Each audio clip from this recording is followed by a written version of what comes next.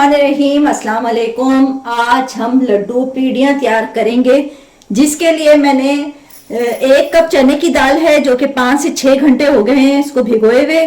अगर आपने जैसे दोपहर में बनाने हैं तो ओवरनाइट भी भिगो सकते हैं इसको। और 1 कप मूंग की दाल है, वो भी 1 कप ली है और उसको हमने 1 घंटे के लिए भिगो दिया था।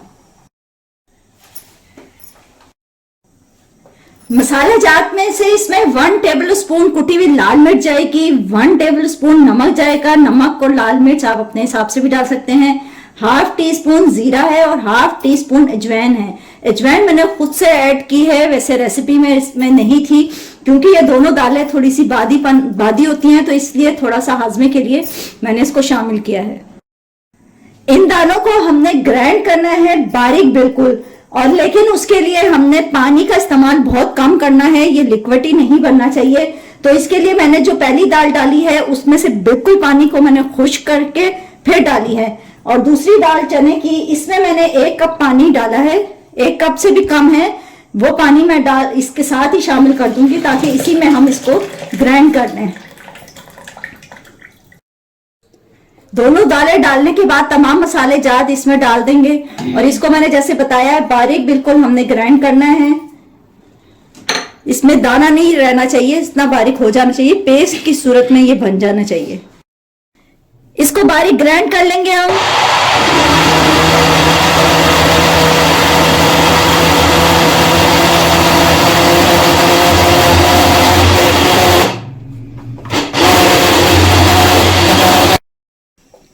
अब बाउल में हमने ये ग्राइंड कर लिया है। अब हम बाउल में 1/4 कप हमने मीठा सोडा डाला है और इसको जो हमने पेस्ट तैयार किया है उसको चम्मच की मदद से या हाथ की मदद से, आप लोगों को अपनी मर्जी है, इसको हमने बीट करना है जैसे हम बेसन को बीट करते हैं।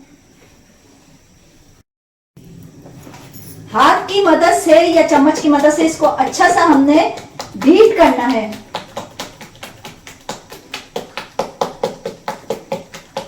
तकरीबन 5 मिनट तक हमने इसको इसी तरह बीट करते रहना है।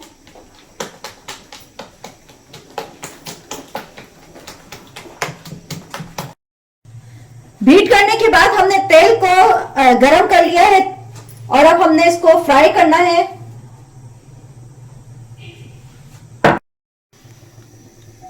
अब चम्मच की मदद से या हाथ की मदद से, आप लोगों की अपनी पसंद के ऊपर है, हमने इसकी फुल्कियां तैयार करनी है।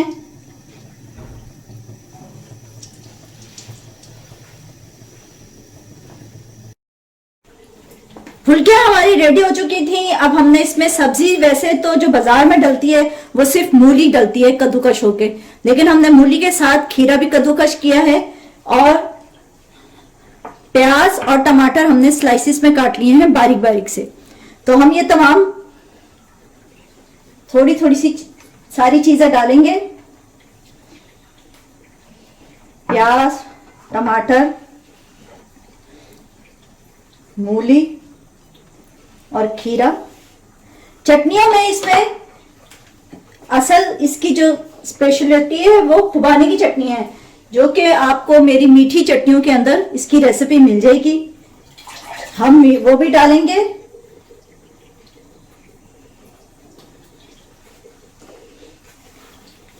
और इमली की मीठी चटनी वो भी डालेंगे थोड़ी सी, वो भी आपको मीठी चटनियों में इसकी रेसिपी मिल जाएगी।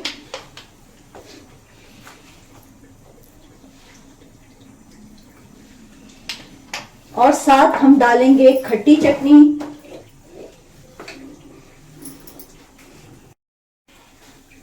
खट्टी चटनी की भी रेसिपी, खट्टी चटनियों की पूरी मैंने वीडियो बनाई हुई है, उसमें है ये।